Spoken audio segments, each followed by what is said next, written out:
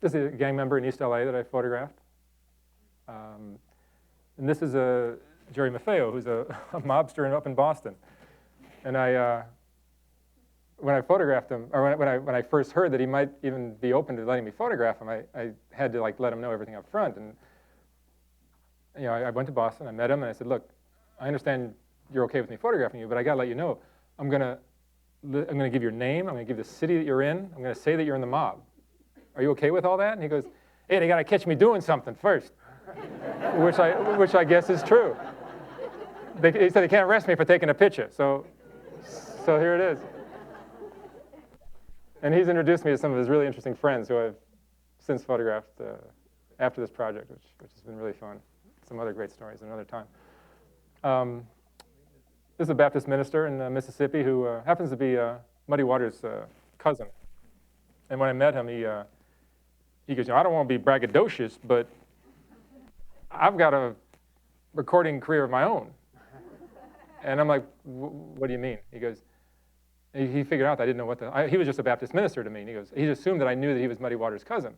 And I'm like, I know Muddy Waters. I grew up in Chicago. My friend Bob, who's here, used to drive Muddy Waters' car. He goes, I don't want to be braggadocious, but I've got a recording career of my own. I'm like, what do you mean? He goes, well, you know who my cousin is, don't you? I'm like, no, it's Muddy Waters. I'm like, well, I didn't know that. And so he's very cocky, but he agreed to let me take his picture. He wasn't very friendly. Now, the Klansmen that I photographed here, well, that's a big, long story. I mean, I don't want to tell you what they said, because it ends up, I'll have to use words that are probably not appropriate here. I'm being videotaped, so I'm not going to say it. But they were charming and nice, closed-minded, but they were all very cool. They were nice. They were pleasant. They're all holding a Bible there, which I thought was like, wow, really? I love this pairing. Just to me, this is about two dragon slayers doing what, two young men proving what they have to prove and in their own way. One's in Los Angeles and one's in Wyoming, or Montana, actually. And just the cultures are so different. If you've been to a rodeo up in Wyoming or Montana, it's another world. I mean, it's like there's not a single person there not wearing tight jeans and cowboy boots, and it's a culture warp. But I just love just these two young studs just standing there looking macho. I like that one. This was at the one on the left is a cowboy I shot up at a ranch in Wyoming in the middle of February. It was really cold. And we just showed up, and these guys are all dressed like they're in a movie.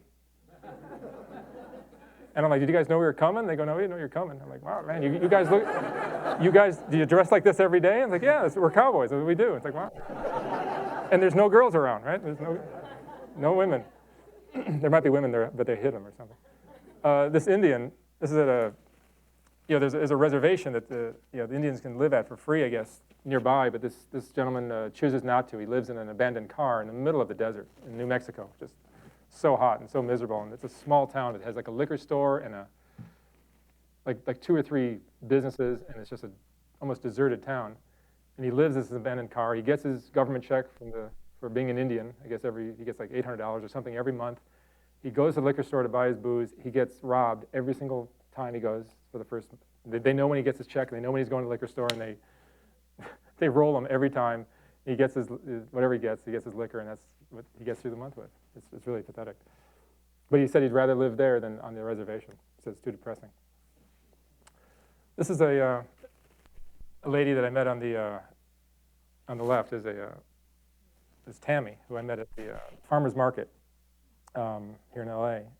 And I walked up to her and said, hi, I'm a photographer. I'm working on this project. I think you're beautiful. I'd love to photograph you. And he goes, oh, thank you. I'd like that. So bring him by my studio, and I photograph him, and he's trying to be feminine and pose, or she is. And then after I was done photographing him, he bends over to me and says, you know what?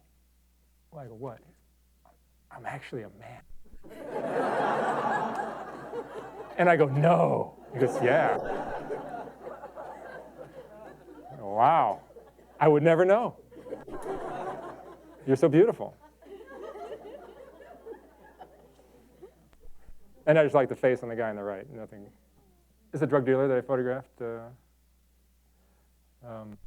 And this woman on the right, this is my assistant Axel and I were driving through this one neighborhood in Baltimore that seems like it was stuck in the 60s. I forget the name of the Highlandtown, I think is the neighborhood in Boston. And you're going down this one street, and there are all these single women kind of walking up and down the street, and they're looking at you, like the way women don't usually look at you. Like they look at you, and you break eye contact before they do, which never happens. And like, are these women, do you notice anything weird about these women? I said to Axel, and he goes, yeah, something's weird here. And we realized they're all prostitutes.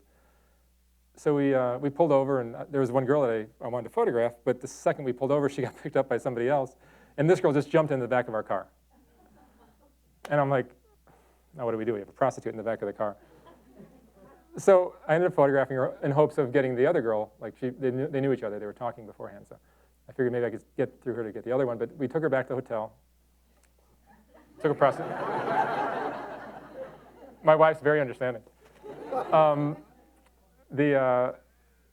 while we were setting up, which only took a few minutes, as I explained, she passes out on the bed. And I mean, couldn't wake her. Like she was dead. Like I'm shaking her, and it's like she just wouldn't wake up. I'm like, oh my God, now we have a dead prostitute in our hotel room. But eventually we woke her up. I think we splashed some water on her face or something. She got up, and I noticed she was like itching. She had all these sores on her arms and body, and I go, what's going on with the sores or the rash or whatever? And she goes, oh, these are, I think it's from heroin, I believe.